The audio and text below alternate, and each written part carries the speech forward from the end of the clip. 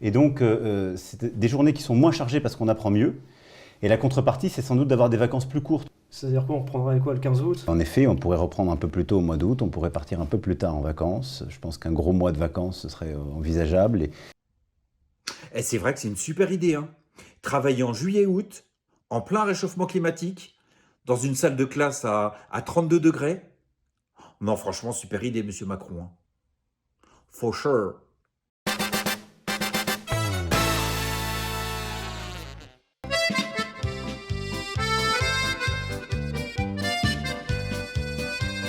Jean-Marc Morandini qui est maintenu à l'antenne sur CNews, ça vous choque ou pas? Quel rapport? Quel rapport? Quel rapport avec mon travail? Parce que vous êtes animatrice télé, est-ce que... Oh, j'ai pas envie de répondre à ça, parce que quelle que soit ma réponse, de toute façon, ça va me retomber dessus. Pourquoi vous n'avez pas envie de répondre? Moi, je trouve que les téléspectateurs sont des gens qui sont très intelligents et que c'est à eux de faire des choix aussi, quoi. Mais moi, je n'ai pas envie de me prononcer sur le maintien ou pas de Jean-Marc Morandini à son antenne. C'est aux téléspectateurs de choisir. C'est aux téléspectateurs de choisir. On ne peut pas laisser... Enfin, comment dire, il faut reposer certains tabous en termes de violence. Il y a des tabous qui sont tombés. On ne touche pas à un professeur. On ne frappe pas un professeur. On ne porte pas atteinte à la vie d'un professeur. Et de manière générale, on ne porte pas atteinte à la vie de qui que ce soit.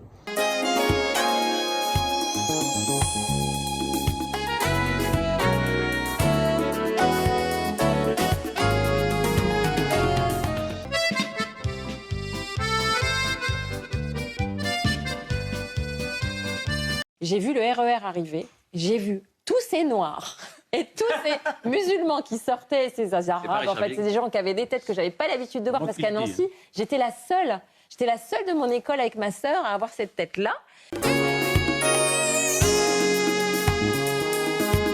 Évidemment, ça doit nous conduire à avoir un certain nombre d'évolutions. Alors, moi, il se trouve que c'est quelque chose que je porte depuis que je suis là, mais si vous voulez, une administration, par définition, c'est une administration.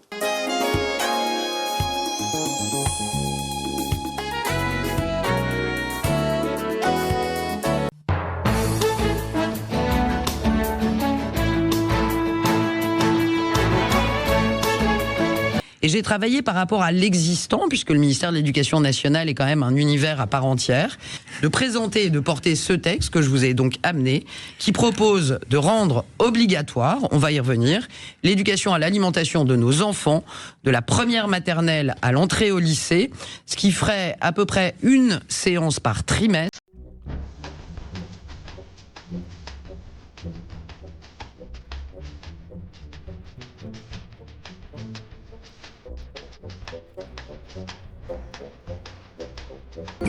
Moi je jouais au rugby quand j'étais gamine. Il n'y a plus de rugby aujourd'hui. On dirait ils vont se faire mal. Mais il n'y a plus de vrai sport. On fait plus courir les gamins. L'acrosport, c'est mon combat. La pyramide humaine. Alors, oui, non mais c'est incroyable ça. Et la pyramide humaine, excuse-moi, l'acrosport. Moi j'ai des gamins qui ont fait ça pendant 1 an. Ils faisaient pyramide humaine. Non mais attends. Alors, tu mets les gros en bas. Bah oui, moi j'étais en bas de la pyramide. Bah ça fatigue, oui. On sent un peu quand on est en bas de la pyramide. Et quand tu regardes Estelle Denis, elle dit que de la merde. Elle n'y connaît rien à l'école. Bah, ça ferait une bonne ministre de l'Éducation nationale. Hein. Ce qui ferait à peu près une séance par trimestre, soit 25 cours d'éducation à l'alimentation avant d'arriver au lycée.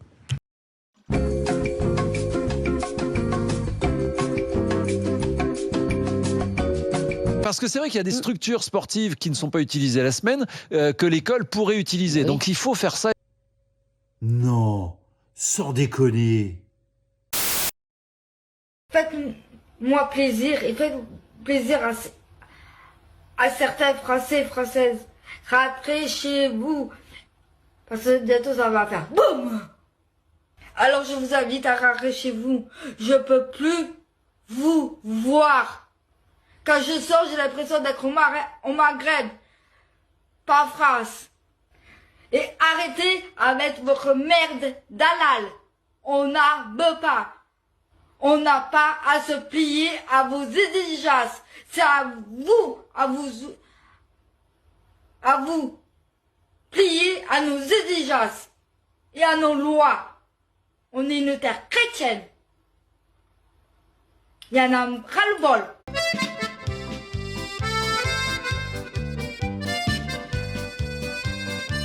les petits polémistes sous pseudo qui m'insultent, mais je ne vois pas vos messages, je suis désolée. Puis de toute façon, je m'en fous complètement. Je vous remercie parce que vous m'avez fait gagner 500 €. J'avais parié avec mon équipe que j'allais avoir une polémique en allant sur CNews et j'avais parié 500 €. Combien? Et j'avais parié 500 €. Avec bien évidemment Charles Consigny, l'avocat essayiste. Bonsoir. Bonsoir.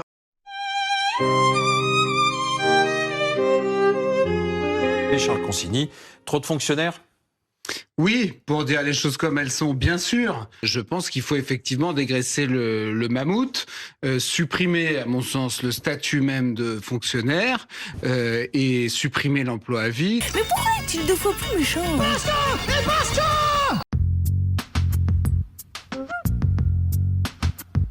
Non, mais il y a un problème. Quand vous allez voter, je vous en conjure, si vous pensez que les hôpitaux publics, qui sont notre bien public, et que le fait en France qu'on ne paye pas l'hôpital quand on y va, et que donc quand tu es plus riche ou plus pauvre, tu n'es pas forcément mieux ou moins bien traité. Ce qui n'est pas totalement vrai, parce que les plus riches vont dans des cliniques privées. Donc voilà, libre à eux. Mais au moins, il y a, contrairement aux États-Unis, le moyen, même si tu es très pauvre, même si tu es en galère et que tu as 4 enfants et que tu n'as presque pas de quoi les nourrir, tu peux aller à l'hôpital et tu peux faire soigner ton enfant. Tu peux te faire soigner toi. Je pense que si dans l'éducation nationale, vous proposiez une augmentation de la rémunération en échange d'un temps de travail effectif dans les établissements scolaires, en primaire, au collège, au lycée, de faire, mettons, 45 heures par semaine dans l'établissement scolaire, payé 45 heures. Mais pourquoi est-il 2 fois plus méchant? Basta! Et basta!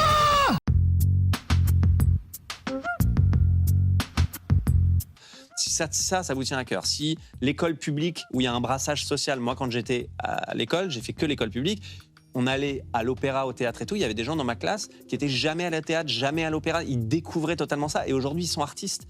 Je vous le dis, je vous le signe, s'il n'y avait pas eu l'école publique dans leur vie à ce moment-là avec un enseignement de qualité, ils n'auraient pas pu sortir de ce déterminisme social-là, de la route qui était tracée pour eux. Moi, je pense que on nous gonfle avec le halal en réalité. On réclame sans cesse de la viande halal, des horaires pour les femmes à la piscine, le droit de prier dans la rue, la construction du minaret, et ceci et cela, et les femmes voilées aux sorties scolaires, et ma fille voilée à 12 ans et demi, et machin, et ça s'arrête tout. Mais pourquoi est-il 2 fois plus méchant? Basta! Et basta!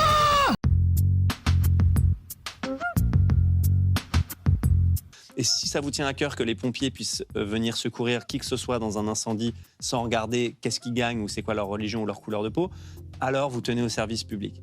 À partir de ce moment-là, regardez bien le programme des gens pour qui vous votez. Je pense qu'on a trop de fonctionnaires en France. Il faut savoir qui c'est qui les paye, ces fonctionnaires. Ah bah, je crois que c'est nous. Donc voilà.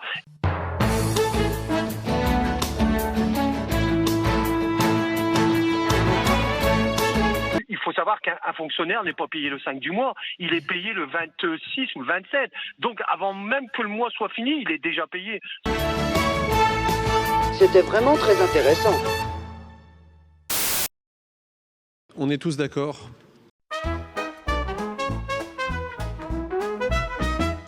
Vous savez comme moi que sur l'école inclusive, nous avons mis en place un véritable service public de l'école inclusive. Dans le cadre de la conférence nationale du handicap, j'ai dit au Sénat que nous examinerions la question d'une fonctionnalisation possible à terme des AESH. Ça pose des problèmes en termes de mesure du temps de travail, ça pose des problèmes en termes de mobilité obligatoire, parce que quand ils sont des fonctionnaires, c'est une mobilité, et qui dépend à ce moment-là de l'évolution des besoins. Donc ce n'est pas forcément un progrès en soi d'être fonctionnalisé dans leur situation. Parce que bientôt ça va faire BOUM!